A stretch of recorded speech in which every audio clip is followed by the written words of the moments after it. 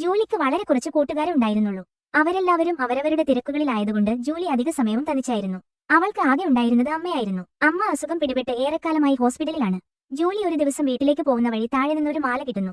അതിലെ ലോക്കറ്റ് ഒരു കല്ലായിരുന്നു. അത് പ്രകാശിക്കുന്നുണ്ടായിരുന്നു. ഒരു കൗതുകം തോന്നി ജൂലി അത് വീട്ടിലേക്ക് എടുക്കുന്നു. എന്തായാലും എന്റെ കൂടെ ആരുമില്ല, വീണ് കിട്ടിയ നീയെങ്കിലും ഉണ്ടല്ലോ എന്ന് പറഞ്ഞ് അവൾ ആ മാലയോട് സംസാരിക്കുന്നു. അവൾ ആ മാല ഒരു മേശപ്പുറത്ത് വെച്ച് തിരിയുന്നു. അപ്പോൾ പുറകിൽ നിന്ന് ഒരാൾ ജൂലി എന്ന് വിളിക്കുന്നത് കേട്ട് അവൾ തിരിഞ്ഞു നോക്കുന്നു. അവൾക്ക് അവളുടെ കണ്ണുകളെ വിശ്വസിക്കാൻ കഴിയുന്നുണ്ടായിരുന്നില്ല. അവിടെ ഒരാൾ നിൽപ്പുണ്ടായിരുന്നു. അവന്റെ കഴുത്തിൽ ജൂലിക്ക് പുറത്തുനിന്ന് കിട്ടിയ മാലയുണ്ടായിരുന്നു. ജൂലി ആകെ പേടിക്കുന്നു. അവൾ അത് കള്ളനായിരിക്കുമെന്ന് കരുതി കയ്യിൽ കിട്ടിയ ഗ്ലാസ് ബോട്ടിൽ വെച്ച് അവന്റെ തലക്കടിക്കുന്നു. ആ ബോട്ടിൽ പൊട്ടി അവന്റെ തല മുറിയുന്നുണ്ട്. പക്ഷേ അവന്റെ മുഖത്ത് ഒരു ഭാവമാറ്റവും കണ്ടില്ല. അവൻ ആ മുറിവിൽ കൈകൊണ്ട് തൊട്ടപ്പോൾ തന്നെ ആ മുറിവ് മാഞ്ഞു പോകുന്നു. ജൂലി ആകെ പേടിക്കുന്നു. അവൾ ബോധം പോയി താഴെ വീഴുന്നു. കുറച്ചു കഴിഞ്ഞ് ബോധം വന്ന് കണ്ണ് തുറന്നു നോക്കുമ്പോൾ അയാൾ അവളെ നോക്കിക്കൊണ്ടിരിക്കുന്നുണ്ട്. അവൾ പേടിച്ച് എഴുന്നേൽക്കുന്നു. അപ്പോൾ അവൻ അടുത്തേക്ക് വന്ന് പറയുന്നു, ജൂലി പേടിക്കണ്ട, ഞാൻ നിന്നെ ഉപദ്രവിക്കാൻ വേണ്ടി വന്നതല്ല. ഞാൻ ഭൂമിക്ക് ഒരുപാട് ദൂരെ ജഹു എന്നൊരു പ്ലാനറ്റിലുള്ളതാണ്. എന്റെ പേര് നോവ എന്നാണ്. ആയിരക്കണക്കിന് വർഷങ്ങൾക്ക് മുമ്പ് ഞങ്ങളുടെ പൂർവികർ ഭൂമി കണ്ടുപിടിച്ചു. ഇവിടെയുള്ള ഓരോ ജീവികളെയും പഠിച്ച് ഞങ്ങൾക്ക് സാമ്യമുള്ള ജീവികളെ ഇവിടുത്തെ കാലാവസ്ഥക്കനുസരിച്ച് നിർമ്മിച്ചെടുത്തു. അതാണ് മനുഷ്യർ. പക്ഷേ അവർക്കൊരു ചെറിയ തെറ്റുപറ്റിയിട്ടുണ്ട്. അതുകൊണ്ട് തന്നെ 100-3 പേർക്ക് എന്തെങ്കിലും ആരോഗ്യ പ്രശ്നങ്ങൾ ഉണ്ടാവുന്നത് ഞങ്ങൾ കണ്ടുപിടിച്ചു. അത് പഠിച്ച് മനുഷ്യരുടെ ഇപ്പോഴത്തെ ആരോഗ്യ പ്രശ്നങ്ങൾ ഇല്ലാതാക്കാനായി ഞങ്ങൾ ഇപ്പോഴും ശ്രമിച്ചുകൊണ്ടിരിക്കുകയാണ്. അതിന്റെ ഭാഗമായിട്ടാണ് ഞാൻ ഭൂമിയിലെത്തിയത് എന്ന് പറയുന്നു.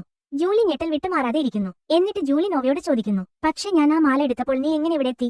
ആ മാല എന്റെ കയ്യിൽ നിന്ന് അറിയാതെ വീണുപോയതാണ്. അതെവിടെ ഉണ്ടെങ്കിലും അതിന്റെ അടുത്തേക്ക് എനിക്ക് പോവാൻ സാധിക്കും. അങ്ങനെയാണ് ഞാൻ ഇവിടെ എത്തിയത്. പിന്നെ ഇതൊരു വെറും മാല അല്ല, എന്റെ ജീവന്റെ ഒരു ഭാഗം തന്നെയാണെന്ന് നോവ പറയുന്നു. ജൂലി കേട്ടതും കണ്ടതും ഒന്നും വിശ്വാസം വരാതെ ഇരിക്കാണ്. എന്തായാലും എന്റെ മാല കുറച്ചു നേരത്തേക്ക് സൂക്ഷിച്ചതിൽ നന്ദിയുണ്ട് എന്നും പറഞ്ഞ് നോവ അവിടെ നിന്ന് അപ്രത്യക്ഷമാവുന്നു. ജൂലി അവിടെ മുഴുവൻ നോവയെ തിരിയുന്നു. എന്നിട്ട് മുഖമൊക്കെ കഴുകി നോക്കുന്നുണ്ട്. കണ്ടതെല്ലാം സ്വപ്നമായിരിക്കുമെന്ന് പറഞ്ഞ് വിശ്വസിപ്പിച്ച് ജൂലി കിടന്നുറങ്ങുന്നു. രാവിലെ ഉറക്കമുണർന്ന് പുറത്തേക്ക് വന്നപ്പോൾ നോവ ബ്രേക്ക്ഫാസ്റ്റ് എല്ലാം റെഡിയാക്കി അവിടെ ഇരിക്കുന്നുണ്ട്. ഇത് കണ്ട് ജൂലി നോവയുടെ അടുത്തേക്ക് വന്നിട്ട് ചോദിക്കുന്നു, അപ്പോൾ നീ പോയില്ലേ നോവ? ഇതെല്ലാം സത്യമായിരുന്നോ? നോവ ചിരിച്ചുകൊണ്ട് പറയുന്നു, പിന്നെ ഇതെല്ലാം കള്ളമാണോ?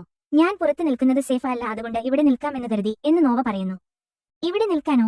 എനിക്ക് നിങ്ങളാരാണെന്ന് പോലും അറിയില്ല. പിന്നെ ഞാൻ നിങ്ങളെ എന്ത് വിശ്വസിച്ച് വീട്ടിൽ നിർത്തും എന്ന് നോവയോട് ജൂലി ചോദിച്ചു. നീ എന്റെ കൂടെ ഒരു സ്ഥലം വരെ വാ എന്നും പറഞ്ഞ് നോവ ജൂലിയുടെ കൈ പിടിച്ച് അപ്രത്യക്ഷമാവുന്നു. ജൂലി ചുറ്റും നോക്കി. ഭൂമിയോട് സാദൃശ്യമുണ്ടെങ്കിലും ഒരുപാട് പുരോഗമിച്ച ഒരു ഇടം. റോഡുകളില്ല, പകരം എല്ലാവരും വായുവിലൂടെ യാത്ര ചെയ്യുന്നു. ജൂലിക്ക് സ്വയം വിശ്വസിക്കാൻ കഴിയുന്നുണ്ടായില്ല. അവൾ ചുറ്റും നോക്കി എല്ലാം സത്യം തന്നെയാണെന്ന് ഉറപ്പുവരുത്തി. നോവ അവളെ ഒരു കൺട്രോൾ റൂമിലേക്ക് കൊണ്ടുപോയി. അവിടെ ഭൂമിയെ നിരീക്ഷിച്ചു കൊണ്ടിരിക്കുന്നുണ്ട്, മനുഷ്യരെയും. നോവ ജൂലിക്ക് വിശദീകരിച്ചു കൊടുത്തു, ഇതാണ് ജഹു എയർ സ്റ്റേഷൻ. ഞങ്ങൾ ഭൂമിയെ നിരീക്ഷിച്ചു കൊണ്ടിരിക്കുകയാണ്. അതിനിടയിലാണ് ഭൂമിയെ വലിയൊരു പ്രതിസന്ധി വേട്ടയാടാൻ പോകുന്ന വിവരം ഞങ്ങൾ മനസ്സിലാക്കുന്നത്. അത് മനസ്സിലാവണമെങ്കിൽ ജൂലി ആദ്യം ഞങ്ങളെക്കുറിച്ചറിയണം. ഞങ്ങൾ ആദ്യം ജീവിച്ചിരുന്നത് ജഹുവിലല്ലായിരുന്നു, പ്ലാനറ്റ് എമിയിലായിരുന്നു. ഞങ്ങളെ എമീലിയൻസ് എന്നായിരുന്നു വിശേഷിപ്പിച്ചിരുന്നത്. അവിടെ ജനങ്ങൾക്ക് ഒരു വൈറസ് പിടിപെട്ടു തുടങ്ങി. എമീലിയൻസ് പരസ്പരം കൊന്നുകൊണ്ടിരുന്നു. അക്രമകാരികളായി മാറി. വൈറസ് വരുന്നതിനെ ഞങ്ങൾക്ക് ഒരു പരിധിവരെ പ്രതിരോധിക്കാൻ സാധിച്ചു. പക്ഷെ വൈറസ് ബാധിച്ച് 80% പേരും മരിച്ചു. അതിനുശേഷം അവിടെ ഡെഡ് ബോഡികൾ കൊണ്ട് നിറഞ്ഞു. അതിൽ നിന്ന് പുതിയ വൈറസുകൾ രൂപപ്പെടാൻ സാധ്യതയുള്ളതിനാൽ അവശേഷിക്കുന്ന എമീലിയൻസ് ഒരു സാഹസത്തിന് മുതിർന്നു. 20,000 പ്രകാശവർഷങ്ങൾക്കകലെയുള്ള ജഹു എന്ന പ്ലാനറ്റിലേക്കുള്ള യാത്ര. ആ ദൗത്യം വിജയിച്ചു. ഞങ്ങൾ പ്രകാശത്തേക്കാൾ വേഗതയിൽ സഞ്ചരിച്ചു. അങ്ങനെ ഇപ്പോൾ കാണുന്ന ജഹുവിനെ കെട്ടിപ്പടുത്തു. അങ്ങനെയിരിക്കെയാണ് മനുഷ്യരിൽ ആ വൈറസ് ഉണർന്നു വരുന്നതായി ഞങ്ങൾ കണ്ടുപിടിക്കുന്നത്. അതിനെ തടുക്കാനായി ഞങ്ങൾ ഒരുപാട് പരീക്ഷണങ്ങൾ നടത്തിയൊന്നും ഫലം കണ്ടില്ല. ആ വൈറസ് പ്രതിരോധശേഷി ഞങ്ങളിലുണ്ട്. അത് മനുഷ്യരിൽ ഡയറക്റ്റ് കൊണ്ടുവന്നാൽ എങ്ങനെ ബോഡി പ്രതികരിക്കും എന്ന് പറയാൻ സാധിക്കില്ല. അതുകൊണ്ട് ഞങ്ങളുടെ അവസാന പരീക്ഷണം ആ വൈറസിനെ ജന്മനാ പ്രതിരോധിക്കാൻ ശേഷിയുള്ള ഒരു മനുഷ്യ കുഞ്ഞിനെ നിർമ്മിച്ചെടുക്കുക എന്നതാണ്. അതിന് ഞങ്ങൾക്കൊരു മനുഷ്യ സ്ത്രീയെ ആവശ്യമുണ്ട്. അതിനെയാണ് ഞാൻ ഭൂമിയിലെത്തിയത്.